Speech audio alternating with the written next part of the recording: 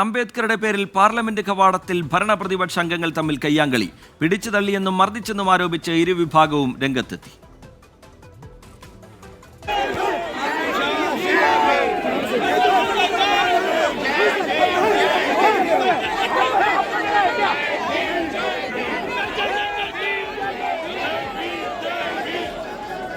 BJP അംഗങ്ങൾ ഭീഷണിപ്പെടുത്തിയെന്നും പിടിച്ചു തള്ളിയെന്നും Rahul Gandhi തള്ളിയിട്ട MP ദേഹത്തേക്ക് വീണ് തനിക്ക് പരിക്കേറ്റെന്ന് ഒഡീഷയിൽ നിന്നുള്ള ബി.ജെ.പി MP प्रताप सारंगी।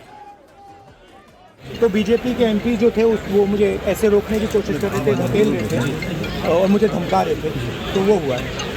धक्का मुक्की से हमें कुछ होता नहीं है, मगर ये एंट्रेंस है पार्लियामेंट और हमारा अधिकार है अंदर जाने का, और बीजेपी के जो मेंबर्स हैं वो हमें अंदर जाने से रोक रहे हैं। तो इशू है कि ये कॉन्स्टिट्यूशन पर आक्रमण कर रहे हैं और जो अम्बेडकर जी की देखिए इस वक्त राहुल गांधी एक MP को धक्का लगा, मेरे ऊपर गिर पड़ा और मैं नीचे गिर गया। किसने धक्का मारा? राहुल गांधी ने? हाँ, राहुल गांधी ने धक्का मारा। राहुल गांधी कौन सी जगह पे सर? सीढ़ी के ऊपर में मैं खड़ा हुआ था और राहुल गांधी ने आकर के एक MP को धक्का लगाया, वो मेरे ऊपर गिर पड़ा और मैं। कहाँ चोट लगी सर आपको? कहाँ चोट? വിവാദ പരാമർശത്തിൽ അമിത്ഷായുടെ രാജി ആവശ്യപ്പെട്ടുള്ള പ്രതിപക്ഷ ബഹളത്തിൽ പാർലമെന്റിന്റെ ഇരുസഭകളും 2 മണിവരെ നിർത്തിവെച്ചു. ബൽറാം നെടുങ്ങാടി വിവരങ്ങളുമായി ഡൽഹിയിൽ നിന്ന് ചേരുന്നുണ്ട്. ബൽറാം, അസാധാരണമായ ഒരു പ്രതിഷേധമാണ്, നാടകീയമെന്ന് വിശേഷിപ്പിക്കാവുന്ന തരത്തിലുള്ള സംഭവങ്ങളാണ് പാർലമെന്റ് വളപ്പിൽ ഉണ്ടായത്.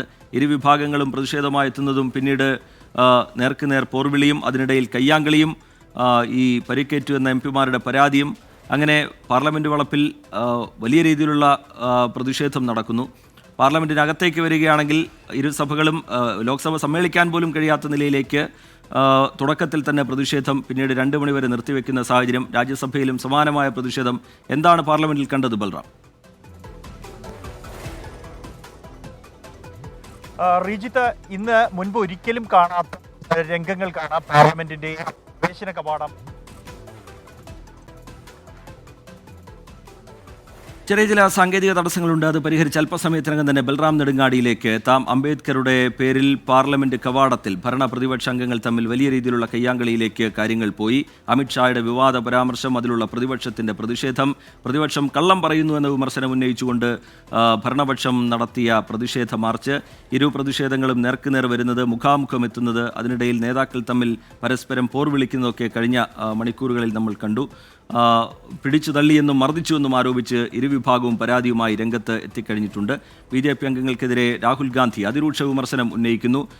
രാഹുൽ ഗാന്ധി തള്ളിയിട്ട MP ദേഹത്തേക്ക് വീണ് തനിക്ക് പരിക്കേറ്റു എന്ന് ഒഡീഷയിൽ നിന്നുള്ള ബി.ജെ.പി MP പ്രതാപ് സാരംഗി പറയുന്നു. അതിനുശേഷം പാർലമെന്റ് സമ്മേളിക്കുന്നു, ഇരുസഭകളും തുടങ്ങുന്നു. ലോക്സഭയുടെ തുടക്കത്തിൽ തന്നെ പ്രതിപക്ഷത്തിൻ്റെ വലിയ ബഹളം, പ്രതിഷേധമുണ്ടാവുന്നു. അങ്ങനെ മിനിറ്റുകൾക്കകം തന്നെ ലോക്സഭ 2 മണിവരെ നിർത്തിവെക്കുന്നു. അതിനുശേഷം രാജ്യസഭയിലും സമാനമായ പ്രതിഷേധം നമ്മൾ കാണുന്നു. ബൽറാം നെടുങ്ങാടി വിവരങ്ങളുമായി ചേരുന്നുണ്ട്. ബൽറാം, തുടരാം. ബൽറാം, റീജിത്ത്, ഇന്ന് സഭ സമ്മേളിക്കുന്നതിന് മുമ്പ് തന്നെ ഭരണപ്രതിപക്ഷങ്ങൾ അംബേദ്കർ വിഷയത്തിലുള്ള തങ്ങളുടെ പ്രതിഷേധം പ്രഖ്യാപിച്ചിരുന്നു. BJP അംബേദ്കറിനെ തുടർച്ചയായി കോൺഗ്രസ് അവഹേളിക്കുന്നു എന്ന് ചൂണ്ടിക്കാണിച്ചുകൊണ്ട് BJP അംഗങ്ങൾ പ്രവേശന കവാടമായ മഗർദ്വാറിൽ അംബേദ്കർ ചിത്രങ്ങളുമായി 10 മണിക്ക് പ്രതിഷേധിക്കും എന്ന് പ്രഖ്യാപിച്ചു. അതേസമയം 10 മണിക്ക് ഇന്ത്യ സഖ്യത്തിലെ അംഗങ്ങൾ അംബേദ്കറിന്റെ ചിത്രങ്ങളുമായി പാർലമെന്റ് വളപ്പിലെ അംബേദ്കർ പ്രതിമയ്ക്ക് മുന്നിൽ സമ്മേളിച്ച് മാർച്ച് ചെയ്ത് പ്രവേശന കവാടത്തിലേക്ക് എത്തി പ്രതിഷേധിക്കുമെന്നാണ് പ്രഖ്യാപിച്ചത്. നീല വസ്ത്രങ്ങൾ ാണ് ഇന്ത്യ സഖ്യ നേതാക്കൾ ഈ പ്രതിഷേധത്തിനായി എത്തിയത്.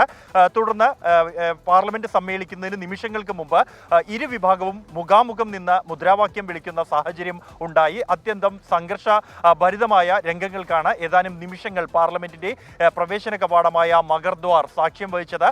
ഇരു കൂട്ടരും മുഖാമുഖം മുദ്രാവാക്യം വിളിച്ച ശേഷം പാർലമെന്റ് സമ്മേളിക്കുന്നതിന് നിമിഷങ്ങൾക്ക് മുമ്പ് പാർലമെന്റിലേക്ക് പ്രവേശിക്കാൻ ശ്രമിച്ച തന്നെ BJP അംഗങ്ങൾ തടഞ്ഞു എന്നും തന്നെ ഭീഷണിപ്പെടുത്തി എന്നുമാണ് രാഹുൽ ഗാന്ധി ആരോപിക്കുന്നത്.